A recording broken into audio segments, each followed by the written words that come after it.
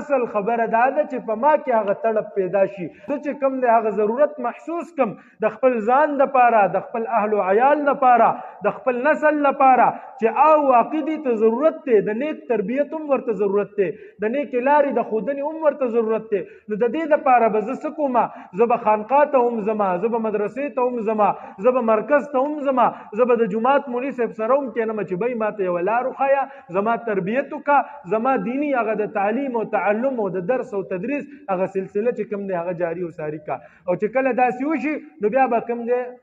اتوماتیکلی زما کشر زما نوجوان نسل هغه به دین سره اشنا وي، دین سره به بلد وي. او که چېرته داسې نه وه نو زما اولاد به چې کوم دی بیا د دیني تعلیماتو هم الټ زما قدر به هم نه کوي، زما ادب به هم نه کوي، زما احترام به هم نه کوي. لکه یو واقعه راځي، امیر المؤمنین عمر فاروق رضی الله تعالی عنه بارکي،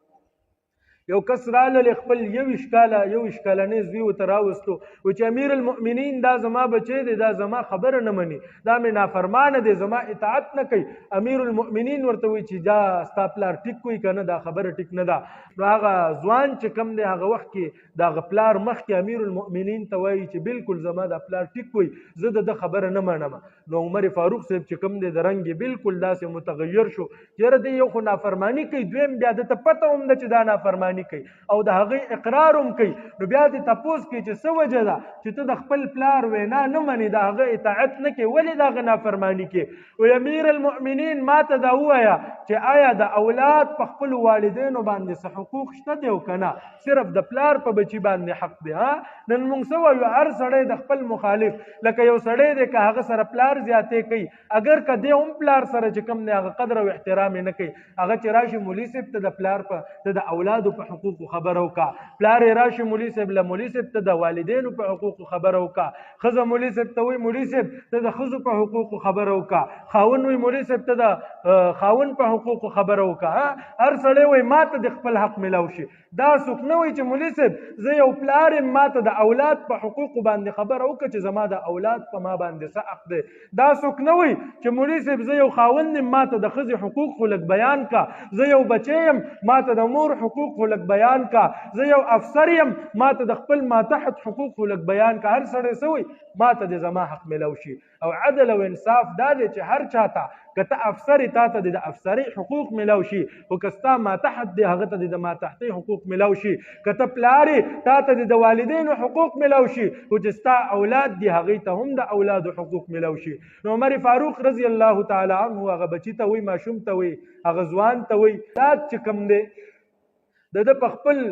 والد باندې 3 حقوق دي. لومبنی حق دا دی په خپل پلار باندې د ماشوم چې کله دا پلار نکاح کوي، واده کوي، دی به په نیک خاندان کې او داسې ځای کې به واده کوي چې هغه نیکنامه وي، بدنامه نه وي. دویم حق دا دی چې کله دا ماشوم پیدا شو د له ښایسته ښکلی د شریعت مطابق ښایسته نوموله کېدي، ښایسته عمده نوموله کېدي. دریم حق پیدا دی چې د ښه تربیت وکړي، او چې ښه امیر المؤمنین اوس زما بیان واوره، د زما پلار چې واده کولو، زما مور چې کم دی د هغې نیکنامي نه ده، هغه په علاقه کې بدنامه وه، هغه چې کم دی په نیکنامۍ سره مشهوره نه وه. بیا چې کله زه پیدا شوم د زما نوم جعل کېښودو، جعل عربۍ کې ګونګټې ته وایي، وایي د زما نوم ګونګټه ایښې ده. بیا چې کله زه دې عمر ته راورسېدم، زما عمر 21 سال دی، 21 ساله پورې د ما ته د تربیت یوه خبره نه ده کړې، د زما تربیت نه دی کړی. امیر المؤمنین چې کله دا واورېدل په جلال کې رالی، ورته وایي پاسه لاړ چې اول خپل اولاد له حقوق ورکه، بیا راشه خپل حقوق غواړه.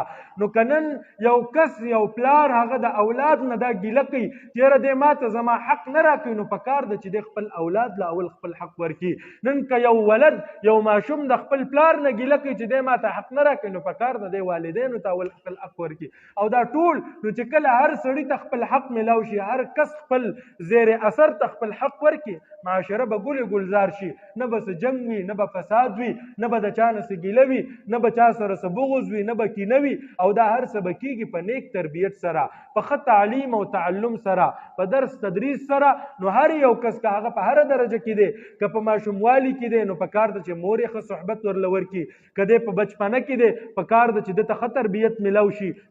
که دی په ځوانۍ کې دی په کار ده ښه سکول، ښه مدرسه، ښه کالج، ښه یونیورسټي، ښځې ته چې کوم دی دی بوځي هلته کې د تربیت وکړي. او که بیا هغه عمر زیات دی نو په کار ده چې دی ښه خانقاه ته لاړ شي، ښه مدرسې مدرسې ته لاړ شي، ښه جومات ته لاړ شي، دغه رنګې ښه مرکز ته لاړ شي، هلته چې کوم دی خپل تربیت حاصل کړي.